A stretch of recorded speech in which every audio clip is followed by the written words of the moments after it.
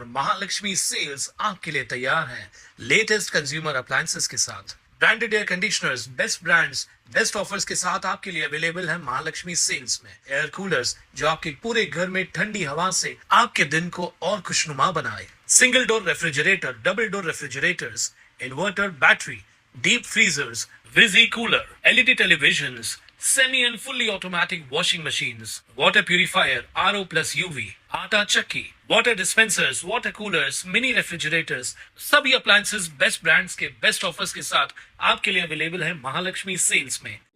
आप सभी लोगों को ज्ञात होगा कि मैंने एक प्रेस कॉन्फ्रेंस ली थी, कहा था कि उल्लासनगर में 100 करोड़ का घोटाला हुआ है। उसके ऊपर मेरे ऊपर काफी टीका टिप्पणी हुई थी कि प्रदीप भाई कब खोलोगे 100 करोड़ का घोटाला, क्योंकि मित्र पक्ष है, मित्र पक्ष की सत्ता में कहीं ना कहीं मजबूरियां होती हैं कि आदमी उसके पीछे जब तक पड़ता रहता है, सरकारी काम बहुत धीमा होता है। बाकायदा उसके ऊपर मैंने भारतीय जनता पार्टी के अध्यक्ष होने के नाते उस समय मैंने करस्पॉन्डेंस किया, जिसमें आपके सामने वो सारी करस्पॉन्डेंस की मैं कॉपी भी आपको दूंगा, जिसमें 3 आपके आरसीसी हैं, आरसीसी नंबर 14, आरसीसी नंबर 17 और आरसीसी नंबर 18। अभी देखिए आरसीसी नंबर जो 14 है उसमें आरसीसी की जो रकम थी जो वो करीबन 7,40,00,000 रुपए की रकम दी गई।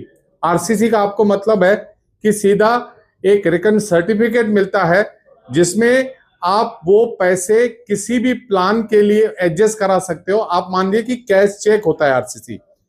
14 नंबर में उनको 7,40,00,000 का ये मिला और उसके बाद उनको करीब 6,000 उनको टोटल ये टीडीआर कितना मिला,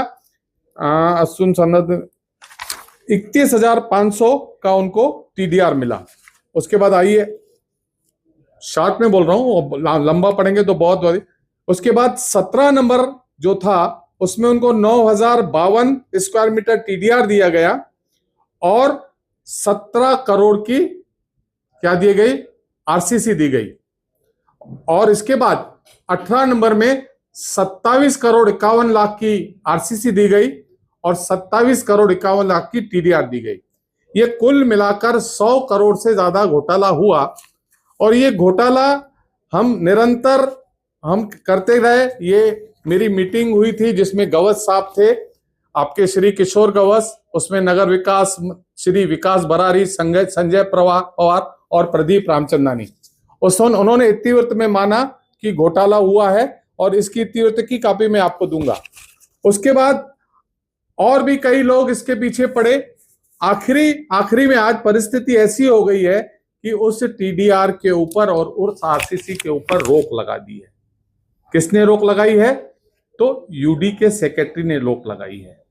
और सबसे मजे की बात क्या है, क्योंकि टीडीआर बाजार में बिक गया, जिन बिल्डरों ने खरीदा उनके नाम मैं आपको बता दूं, विशाल मोहन साधवानी, कमाल हीरानंद मोटवानी, धनवानी फैमिली, उसके बाद आपका रामकिशोर खूबचंदानी, हरी चोरमल वाधवा, रियल इर्फा कंपनी, और उसके बाद रमेश प्रीतम दास खोचंदानी। इन लोगों ने, क्योंकि टीडीआर तो उनको मिल गया था, उन्होंने बाजार से खरीदा, अपने बिल्डिंगों में लगाया। अब मजे की बात है, उन बिल्डरों की जितने नक्शे हैं वो रोक दिए हैं। अरे मेरा कहना क्या है कि खोबागड़े जो थे उन्होंने ये घोटाला किया, उस समय के तत्कालीन आयुक्त शेख ने घोटाला किया, और उससे बड़ी बात यह है कि एक अनजान व्यक्ति, राहुल नाम का व्यक्ति, वह पूरा दिन वहां बैठा रहता था। वह किसका आदमी था और वो किस तरह से पूरा दिन राहुल, उसके ऊपर एफआईआर भी हुई, आपको पता है। तो कुल मिलाकर हमको ये लगता है कि उल्लास कई तरह से जो भ्रष्टाचार हो रहे हैं उसके लिए जवाबदार हमारे जो पिछले राज्यकर्ता थे, जिसमें भारतीय जनता पार्टी राज्य में नहीं, शासन में नहीं थी 2.5 वर्ष, उनका निरंतर इस तरह के घोटालों में हाथ रहा है।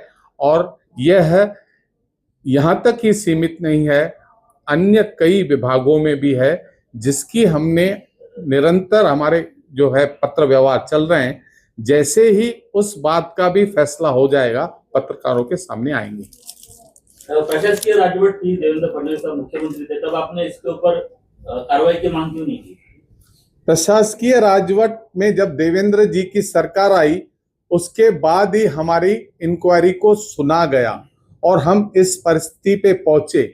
जो चीजें हुई थी देवेंद्र जी के समय में नहीं थी, उससे पहले में ये घटनाएं घटी हैं, और जिसके बाद ये सरकार आई, उसके बाद हमने निरंतर प्रयास किए और हम इसको पूरी तरह से खोलने में कामयाब रहे। प्रदीप जी, जिन लोगों के टीडीआर कैंसिल हुए हैं, जिनका आपने नाम भी लिया, हरि वाधवा और अपना मोटवानी फैमिली, धनवानी फैमिली, तो उन लोगों से हमारी बात हुई तो उन्होंने कहा कि जिस बिल्डर को ये टीडीआर दिया गया था, उस टीडीआर में गवर्नमेंट ने एक अकाउंटेशन पॉलिसी के तहत उनका कैंसिल किया है और उनको एफएसआई अलॉट की है, उनका टीडीआर कैंसिल हुआ है। जब हमने बिल्डर से पूछा तो बिल्डर ने बोला कि मेरा तो उल्टा फायदा हुआ है, मेरा टीडीआर कैंसिल हुआ है और मेरी एफएसआई 50,000 फुट बढ़ाई गई है, मेरा तो फायदा हुआ है। और जिन बिल्डरों का ये टीडीआर कैंसिल हुआ है, उनको 2 महीना पहले पत्र दिया गया है, उन्होंने अपने पत्र में वो टीडीआर कैंसिल करके नए टीडीआर पत्र दिए है। तो इससे फायदा या गवर्नमेंट का जो घोटाला कहाँ नजर कम आ रहा है? आपका प्रश्न जो है वो बहुत कहते हैं कि अनसुलझा है। मेरा कहने का अर्थ है कि उन लोगों ने टीडीआर दूसरा लिया, यानी दूसरा खरीदा होगा। ये जो टीडीआर है ये तो उनका रद्द माना गया। ये नोटिस भी दिया हुआ है आपके सामने, सही तुम्हारा ये इन 7 लोगों का नोटिस सबको महानगर पालिका ने दिया है कि इन 7 लोगों का इतना इतना वो इन्होंने लगाया है। वो टीडीआर जो है, इनकी कोई गलती नहीं है, इन इमारत वालों की कोई गलती नहीं है।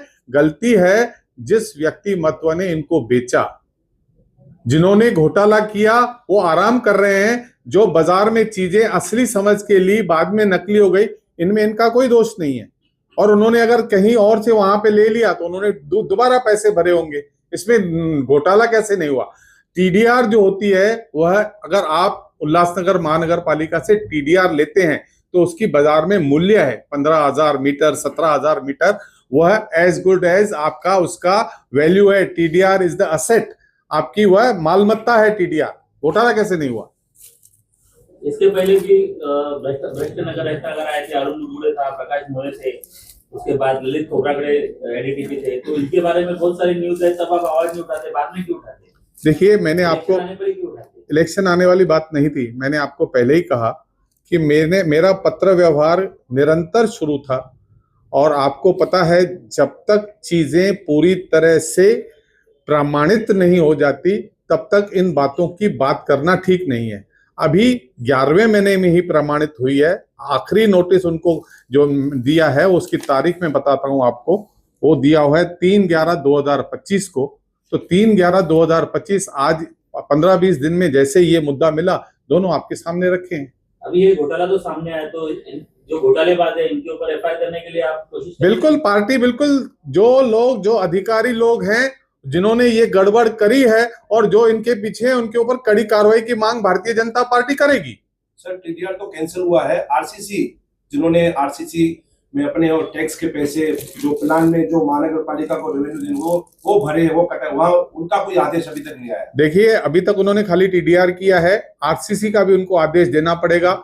जो भी लाभार्थी है या तो उससे वसूलेंगे या जिसने लाभ लिया है उससे वसूलेगी। वो जो भी नीति महानगर पालिका अपनाएगी, लेकिन घोटाला हुआ है ये सिद्ध हो गया है। प्रदीप जी, ऐसी भी चर्चाएं हैं कि इसमें जो आपने और अमर लुंड ने साथ में पाठ पुरावा किया है, तो कुछ और लोगों ने भी टीडीआर और आरसीसी लिया था, लेकिन आप लोगों ने चुनिंदा लोगों को निशाना बना के बाकी को बख्श दिया है। नहीं, और ये पूरी जो प्रक्रिया हुई है, ये पैनल सोटा की राजनीति पर आधारित है। नहीं, देखिए, ऐसा नहीं है। जो 14 नंबर है और उसके बाद 17 नंबर है और 18 नंबर है, तीनों अलग अलग पार्टी हैं। इसमें एक मजे की बात और है, ये केवल घोटाला महानगर पालिका तक सीमित नहीं है। ये एक करीबन 2 करोड़ 21 लाख का घोटाला यहाँ एसडीओ ऑफिस में भी हुआ है। उनको सनद जो दी गई है उसके कैलकुलेशन में 2 करोड़ 21 लाख की गड़बड़ की गई है। तो किसी को हमने ध्यान में रख के नहीं हमने किसी का नाम लिया है।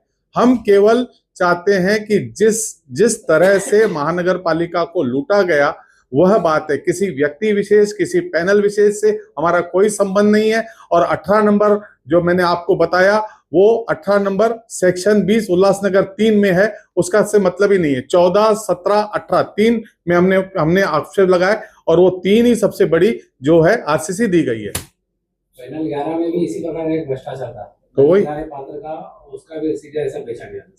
वही बताया आपका सेक्शन 20 पैनल 11 ही है ना।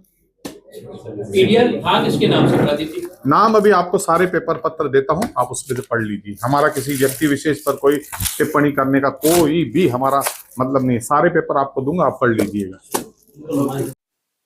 ताज्या घडामोडींसाठी स्वानंद न्यूजला सबस्क्राईब करा आणि बेल आयकॉनवर क्लिक करा।